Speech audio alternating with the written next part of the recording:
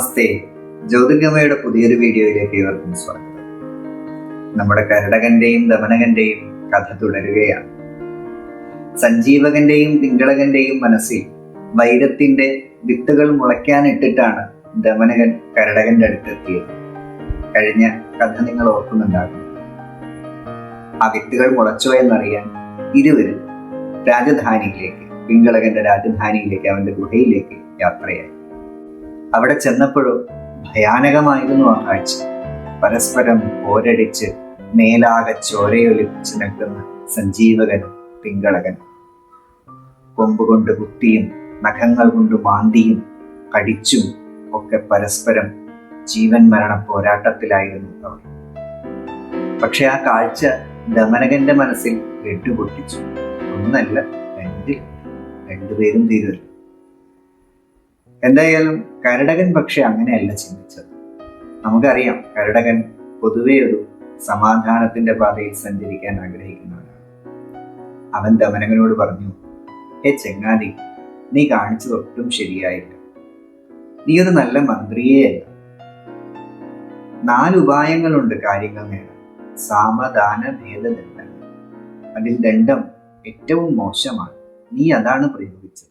സാമം പ്രയോഗിക്കുന്നവനാണ് യഥാർത്ഥ നീതിമാൻ. ന ചന്ദ്രേണ ന ചൗഷധ്യ ന സൂര്യേണ ന മന്ദിന സാംനൈവ വിലയം യാതി വിദ്വേഷി പ്രഭവം തമഃ. വിദ്വേഷി പ്രഭവം തമഃ.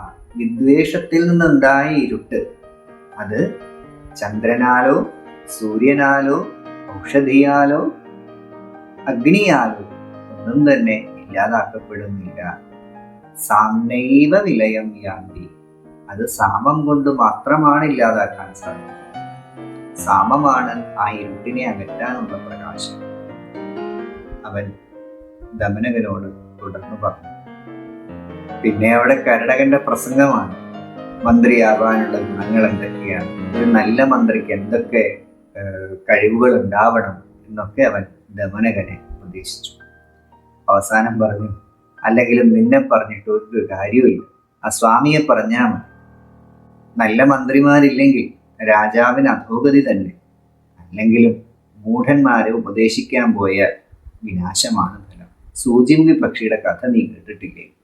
ഈ ഉപദേശങ്ങളും പ്രസംഗങ്ങളും ഒക്കെ കേട്ട് ആകെ തരിച്ചിരിക്കുകയാണെങ്കിലും ദമനകൻ അത് കേട്ടപ്പോൾ അതേത് കഥയാ എന്ന് ചോദിച്ചു. കഥ കേൾക്കാൻ ആർക്കും ഉണ്ടാവില്ല ഒരു ഉത്സാഹം, അല്ലേ? എന്തായാലും ദമനകന്റെ ഉത്സാഹത്തിന് മറുപടിയായി കരടകൻ ആ കഥ പറയാൻ തുടങ്ങി. അങ്ങ് അകലെയുള്ള ഒരു മലമ്പ്രദേശം. അവിടെ അതൊരു തണുപ്പ് കാലമായിരുന്നു. ആ തണുപ്പത്ത് കുറേ കുരങ്ങന്മാർ കൂട്ടം കൂടിയിരിക്കുകയാണ്. തണുപ്പിൽ നിന്നും രക്ഷ നേടാൻ എന്താണ് വഴിയെന്ന് ആലോചിച്ച് മരങ്ങൾ പൊഴിച്ച കരിയിലകളൊക്കെ അവർ കൂട്ടിയിട്ടിട്ടുണ്ട്. ഒരു തീപ്പൊരി കിട്ടണം. അതാ അവിടെ ഒരു തീപ്പൊരി ഉണ്ടല്ലോ. അവരുടെ നേതാവ് പറഞ്ഞു, അതിങ്ങെടുത്തുകൊണ്ട് വരൂ. അവർ പോയി അതെടുത്തുകൊണ്ട് വന്ന് ആ കരിയിലകൾക്കിടയിൽ വെച്ച് ഊതാൻ തുടങ്ങി. ഊതലോടൂതൽ. എല്ലാവരും മാറി മാറി ഊതിയിട്ടും ഇത് കത്തുന്നില്ല. ഇതെല്ലാം കണ്ട് ആ മരത്തിൽ ഒരു സൂചിമുഖി പക്ഷി ഇരുന്നിരുന്നു. അവളിത് കണ്ട് പൊട്ടിച്ചിരിക്കാൻ തുടങ്ങി. എന്തിനാ നീ ചിരിക്കുന്നത്? അവർ പക്ഷിയോട് ചോദിച്ചു. മഠയന്മാരെ, അത് തീപ്പൊരിയൊന്നുമല്ല, അത് മിന്നാമിനുങ്ങാണ്. നിങ്ങൾ എത്ര ഊതിയാലും അത് കത്തില്ല. വല്ല ഗുഹയും തേടിപ്പിടിച്ച് അവിടെ പോകാൻ നോക്കൂ, ദാ മഴ വരുന്നുണ്ട് എന്ന് ആ സൂചിമുഖി അവരെ ഉപദേശിച്ചു. കൂട്ടത്തിൽ ഏറ്റവും മുതിർന്ന കുരങ്ങൻ മുന്നോട്ട് വന്ന് അവളോട് പറഞ്ഞു, അതേ വിഡ്ഢി, പരിശ്രമങ്ങൾക്ക് കൂടെ കൂടെ വിഘ്നം നേരിട്ട് നിരാശനായിരിക്കുന്നവരോട് ഉപദേശിക്കാൻ വരരുത്, അല്ലെങ്കിൽ തന്നെ ഞങ്ങളാകെ ടെൻഷനിലാണ്. സൂചിമുഖി അത് ശ്രദ്ധിക്കാതെ വീണ്ടും സംസാരിച്ചു. ഈ കുരങ്ങന്മാർക്ക് അത് ദേഷ്യം കൂട്ടിയതേ ഉള്ളൂ. അവൾ ചിലപ്പ് നിർത്തുന്നില്ലെന്ന് കണ്ട് തീയുണ്ടാക്കാൻ പറ്റാതെ ശുണ്ഠി വന്നിരിക്കുന്ന ഒരു കുരങ്ങൻ അവളെ ചിറകിൽ പിടിച്ച് ആ പാറപ്പുറത്ത് അടിച്ച് കൊന്നുകളഞ്ഞു.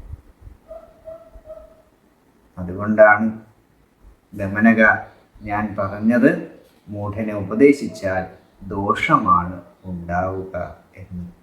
ഉപദേശോ ഹി മൂർഖാണാം പ്രകോപായ ന ശാന്തയേ പയഃപാനം ഭുജംഗാനാം കേവലം വിഷവർദ്ധനം. ഭുജംഗാനാം സർപ്പങ്ങൾക്ക് പാല് കുടിക്കുന്നത് പയഃപാനം കേവലം വിഷവർദ്ധനം ഭവതി. അവർ പാല് കുടിച്ചാൽ അവരിൽ വർദ്ധിക്കുക വിഷമാണ്. അതുപോലെയാണ് നല്ല ഉപദേശങ്ങൾ. അത് മൂർഖന്മാരോടായാൽ അവരിൽ വർദ്ധിക്കുക അവരുടെ ദേഷ്യമാണ്. അല്ലാതെ നന്മയൊന്നും അവിടെ ഉണ്ടാവാൻ പോകുന്നില്ല. ഇതാണ് കരടകൻ ദമനകനെ ഉപദേശിച്ചത്. വീണ്ടും ഉപദേശം തുടരുകയാണ് അതടുത്ത വീഡിയോയിൽ. ഇപ്പോൾ തൽക്കാലം നിർത്തുന്നു. ശുഭമസ്തു. ധന്യവാദം.